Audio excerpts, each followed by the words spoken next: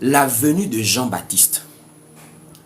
Jean-Baptiste a été annoncé prophétiquement dans le livre de Malachie comme celui qui va préparer la voie au Seigneur. En un mot, c'est celui qui va commencer à prêcher avant le Seigneur. Et nous pouvons remarquer que Jean-Baptiste a commencé à prêcher la repentance avant le Seigneur. Il a baptisé et Jésus est venu dans la continuité parce que Jean-Baptiste n'était que quelqu'un qui venait préparer le chemin au Seigneur. Voici pourquoi, lorsque Jésus est entré dans le ministère, Jean-Baptiste a quitté la scène par la décapitation. Parce que Jésus ne pouvait pas travailler en même temps que Jean-Baptiste. Parce que Jean-Baptiste, sa mission, c'était de préparer au Seigneur un peuple bien disposé. Alors, bien-aimés frères et sœurs, le fait que la venue de Jean-Baptiste soit annoncée depuis Malachie, lorsque l'ange Gabriel va aller confirmer l'accomplissement de cette prophétie d'un messager, l'ange Gabriel va appeler cela bonne nouvelle. Allons déjà voir l'endroit où Malachie prophétise la venue de Jean-Baptiste. Nous sommes tous ici dans le livre de Malachie, chapitre 3, à partir du verset 1er. Malachie, chapitre 3, à partir du verset 1er, il est écrit ici: « Voici, j'enverrai mon messager. Il préparera le chemin devant moi. » Donc, Jean-Baptiste est annoncé ici comme étant le messager qui prépare le chemin devant le Seigneur. Et il est même appelé aussi Élie. Et on vérifie cela dans le livre de Malachie, chapitre 4, au verset 5. On parle de la même personne, mais ici, on parle maintenant en donnant un nom, le nom du prophète Élie. On dit ici, dans le livre de Malachie, chapitre 4, verset 5, « Voici, je vous enverrai Élie, le prophète. » Je vous enverrai Élie, le prophète. Donc, celui qui va préparer au Seigneur un peuple disposé. On va maintenant voir comment est-ce que Jésus confirme que Élie, c'est Jean-Baptiste. Et maintenant, ce Jean-Baptiste-là, quand il est né, comment l'ange Gabriel est venu dire que celui-là, ce qu'il est en train de faire là, le fait qu'il est en train de venir dans le monde, moi je t'annonce que c'est une bonne nouvelle. Allons-y déjà tous voir comment Jésus confirme que Jean-Baptiste est le Élie qui devait venir. Parce que je tiens déjà à vous informer qu'il y a un grand problème avec des gens qui enseignent que Élie, qui a été annoncé ici, c'est un prophète qui est venu dans le monde. Dans les années 60 là-bas, il faut rester dans ce qui est scripturaire. Ici, on ne parle pas de la venue d'un homme. Ici, on parle ici de la venue de Élie, mais pas Élie qui a été en face des prophètes de Baal, par exemple. Pas le vieux Élie. On parle ici de l'esprit et de la puissance de Élie qui va travailler avec Jean-Baptiste. Voici pourquoi Jean-Baptiste aura même des vêtements comme Élie.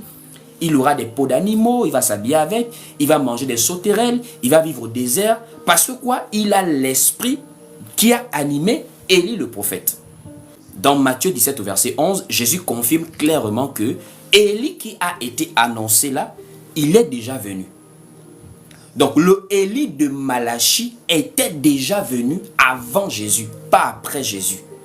Donc Matthieu 17 au verset 11, on dit ici, à partir du verset 10 s'il vous plaît, on remonte à partir du verset 10, on dit ici, les disciples lui firent cette question. Pourquoi donc les scribes disent-ils qu'Élie doit venir premièrement? S'il vous plaît.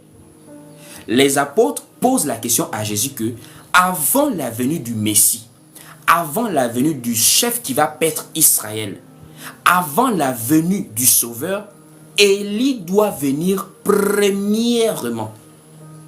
Donc le Élie qui est dans Malachie chapitre 4, il doit venir premièrement, avant que le Sauveur ne entre en scène. Et Jésus va confirmer cela. Au verset 11 maintenant, il répondit, « Il est vrai qu'Élie doit venir et rétablir toutes choses. Mais je vous le dis qu'Élie est déjà venu, qu'ils ne l'ont point reconnu et qu'ils l'ont traité comme ils ont voulu. De même, le Fils de l'homme souffrira de leur part. » au verset 13, les disciples comprirent alors qu'il leur parlait de Jean-Baptiste. Donc, le Élie qui a été annoncé dans Malachie chapitre 4, c'est Jésus lui-même qui confirme que c'est Jean-Baptiste. Maintenant, ce Jean-Baptiste-là a été également annoncé comme le messager qui va préparer le chemin devant le Seigneur. Maintenant, écoutez comment l'ange Gabriel vient confirmer ça au père de Jean-Baptiste qui était Zacharie. Et quand le père de Jean-Baptiste va commencer à se poser des questions, l'ange va lui dire très sérieusement que c'est une bonne nouvelle que je t'annonce. Donc, bonne nouvelle, c'est lorsque la prophétie de Malachie vient voir le jour. Et on va maintenant aller tous dans le livre de Luc, chapitre 1er, pour voir cela, pour voir la confirmation des prophéties concernant la venue de Jean-Baptiste, en tant que messager qui va préparer au Seigneur un peuple disposé. Luc, chapitre 1er, à partir du verset 11. Pour comprendre comment l'ange vient maintenant annoncer l'accomplissement de la prophétie de Malachie. La venue de celui qui prépare la voie au Seigneur. Luc chapitre 1er à partir du verset 11. Il est écrit ici. Alors un ange du Seigneur apparut à Zacharie. Et il se tint debout à droite de l'autel des parfums. Zacharie fut troublé en le voyant. Et la frayeur s'empara de lui. Mais l'ange lui dit, ne crains point Zacharie, car ta prière a été exaucée. Ta femme Élisabeth t'enfantera un fils et tu lui donneras le nom de Jean. Il sera pour toi un sujet de joie et d'allégresse, et plusieurs se réjouiront de sa naissance. Il sera grand devant le Seigneur. On dit il sera grand devant. Or dans Malachie, on dit il sera devant le Seigneur. Ça veut dire avant le Seigneur pour lui préparer le chemin. On dit il sera grand devant le Seigneur. Il ne boira ni vin, ni liqueur enivrante, et il sera rempli du Saint-Esprit dès le sein de sa mère. Il ramènera plusieurs des fils d'Israël au Seigneur leur Dieu. Il marchera devant Dieu avec l'esprit et la puissance d'Élie. On dit avec l'esprit et la puissance d'Élie. Donc quand Malachie prophétise Élie là, c'est pas la même tête, c'est pas le même visage de Élie qu'on est en train de prophétiser qu'il va revenir comme une réincarnation. C'est l'esprit qui a travaillé avec Élie qui va maintenant travailler avec Jean-Baptiste. Et cet esprit, ce n'est rien d'autre que l'esprit de Dieu, le Saint-Esprit. Voici pourquoi regardez les caractéristiques du combat de Jean-Baptiste. Comment ça s'est passé de la même manière que Élie, le prophète qui s'est opposé à Jézabel. De la même manière que Élie a combattu Jézabel avec le faux mariage et les idolâtries en Israël. De la même manière, Jean-Baptiste a combattu Hérodias. Voici pourquoi il avait l'esprit et la puissance d'Élie. Il a eu le même combat que le prophète Élie. Élie a combattu Jézabel, Jean-Baptiste a combattu Hérodias. Voici pourquoi ici, l'ange dit déjà, il sera grand, il aura l'esprit et la puissance d'Élie.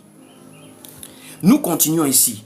On dit ici, car il sera grand devant le Seigneur, il ne boira ni vin, voilà.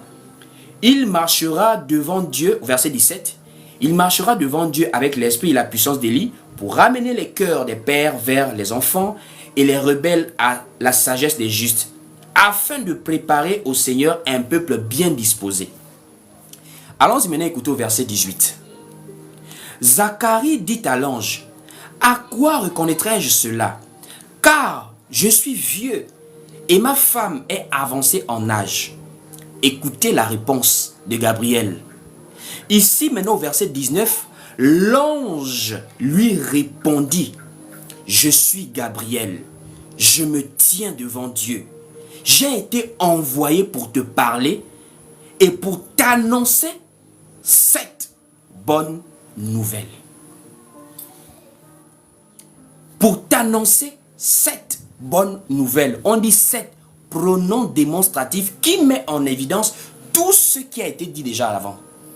De la même manière que Matthieu chapitre 24 au verset 14 dit cette bonne nouvelle. De la même manière, Luc chapitre 1er au verset 19 dit cette bonne nouvelle. Ça veut dire lorsque la venue du messager qui prépare au Seigneur un peuple disposé, lorsque ce messager viendra, le peuple va voir cela comme étant une bonne nouvelle.